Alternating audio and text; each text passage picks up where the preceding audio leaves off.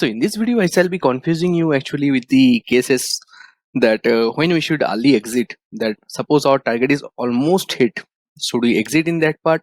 And suppose our stop loss is almost hit, so should we exit in that part? Like, is there any cases of the early exit, or once our short or long is triggered, we just have to wait? So let's discuss with the previous case of the McDowell. It did not book afterwards when it broke here. It actually, you can see that it actually took a support in this area. Let me zoom. So when our trade triggered in this candle, it took a support here, and after some time it again broke. Okay, so many people, let me just make it solid line, and let me just do a bar replay so you can understand what happened here properly. Now I'm going forward. Now this is where our bear flag is getting broken. Now in the next candle, it is triggered. Our trade is triggered, and it is going toward the stop loss, because after it is triggered, it actually showed huge amount of bullishness, and it actually went up. So in these cases, a trader will actually get worried that what we are expecting at this case, that we were supposed to expecting that when this is getting broken, it should break down like this, right? But actually it made a pin bar. Our entry is hit, and it again went totally in the different direction. And see what happened in the next day. It is actually started to moving up like this. So it actually created a swing low here and support here. Now, if you want, you can actually exit the trade if you are impatient, or if you want to improve with other methods like this one, and you can move the selling line at here. We are taking the loss of some 6 points. Now see what happens in the next few days. It is starting to move up. Basically nothing is happening. It is again consolidating, and if you see, then in a very weird manner, it is again making another bear flag. So this thing realistically is supposed to happen. Now you always have an option that when your first shot is triggered, that you should just wait for the stop loss and let the trade flow whatever direction it wants. But we are actually micromanaging here, because that's what we do to maximize our profit. But actually eventually we end up losing more. That's a different point, but let's micro analyze and see what happens next here. It again make the similar candle which it made in this part. So this time we did not sell at this point, and we are making a selling point if the low of this candle is getting broken in the next day. So it is getting broken. So in this case, our stop loss will be at this part. So this is more than support and resistance cases than the flag theory. The flag theory is only helping us to spot the trade. Now it is perfectly coming down. When it is coming in this place, now if you micromanage even more, you can see this is the inside bar, and you can move the stop loss even further like this. Okay. In that case, this is outside bar, which means the high and low of this candle is broken by both sides. So your stop loss will be hit if you are moving the trailing the stop loss like that. And the more you micromanage, the more complicated the things become. But see what happens in the next few days. See, when it was coming down, you were feeling bad that it is coming down and we don't have the trade because we closed early, but it again went up, right? And it again went up beyond our first selling point, which is here. Now, what is the interesting part? If you see there, it was once a support, so it will act like a resistance. So unless the high of this breaks, you can actually short here, because that's the point of the whole support and resistance, right? That when this is actually the support is getting broken, it will act like a resistance. So let's see if that is happening or not. Actually, that is happening in the next very day. You can actually play it out in intraday also. In the next day, it is acting like a resistance, and it is coming down, and it again got rejected. So now you can tell that this is a very strong resistance, and you can consider this line also as a resistance. Now it again came down. Now, so this is actually should act like a support, because last time it went up from here. And why you are seeing at this place and why not this place? Because at this place there is no inside bar. This place there is an inside bar. So inside bar is something like the previous candle's high and low is not getting broken. So in this case we are betting that this will get broken, and we shall be buying with a minor target of this area. So that's how the price action works. And minor. So you can see that it broke in the next day.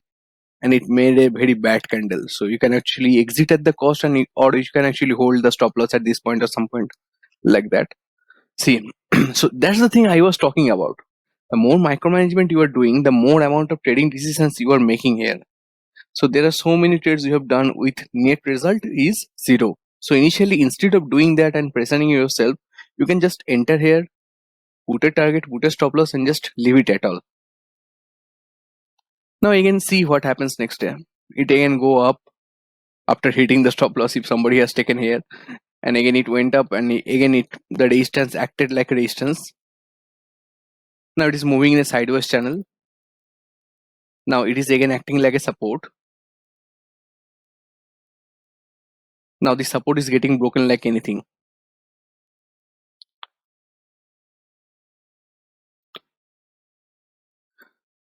Now it is consolidating in this range, and again it came back to this range. Now this is very hard to predict that what will happen in this range. So that's why keep a target and keep a stop loss like that, and let it move like it wants. So the more early exit or the cases you do here, the more mistakes there will be. So let's talk about the case of the Infosys. So as you can see, you can actually also micromanage here and see what is happening at this point. So this was when I posted the trade in the first time. Okay, now see what happens next. It actually went up. The intraday selling point did not trigger at all, and also the lower trend line did not break at all. Now I called it intraday selling point because of a reason that I was expecting that this will act like a resistance, and when this is getting broken, I shall be taking the trade. And if you see the trend line, after breaking the trend line at the correct selling point, see our correct selling point, which is this, it should be making something like a support, mini support, because you can see if you remove all the candles, this area is very significant to it. And also this is like 1300 part. This is purely intraday decision, and you can also jump deep down in the intraday part. You can actually see that you can actually exit in this part. Even if you don't exit, you can also exit in this part also. It does not matter much. Now let's come back to the daily time frame and see what happens next. It's forming a perfect candle, but the candle body size is decreasing, and now I might fear that it end up in a consolidation like this, because that's what Infosys does. It consolidates. So it is actually again went up to the same selling point, and the selling point is acting like a resistance in this case, and it again fell down. See, it does not make any sense. It is starting to consolidate. Now if you remove all the drawings at this part, and if you see in this way, you can see a new type of flag is getting formed here. So that's how you can actually avoid the previous trade. You can actually exit the trade in a cost. So that's what I actually do. So I will exit the test in the cost, and I will wait for a good time, because it is again it is coming in the same range multiple times. Even in the McDowell, it actually stayed below the sorting range, and but it is breaking the sorting range multiple times. So there is a difference between that. So that's what I am talking about. In the McDowell, when the thing is getting triggered, it is acting like a proper resistance. But in this case, it is not acting like a proper resistance. So this is the case where you should be cautious that it will make more problems for you.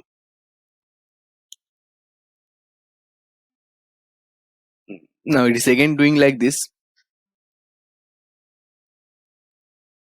which is another step, or what you can call like a consolidation. Then after a few days, it did not make any sense at all, because it went up the channel. You can see a false breakdown happened, but actually it respected the channel. It again came back to the channel, and it again started consolidating. And also it can draw like this.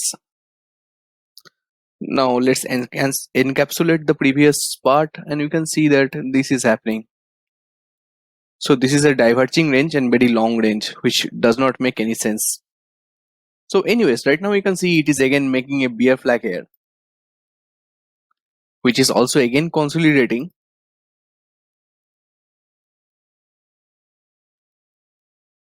And I'll be saying that I will not buy a bet on the short side, because if the short side is triggered, our target will be very low, because this is also acting like a support. I'll be bet that if the buy side is happening, I'll be buying.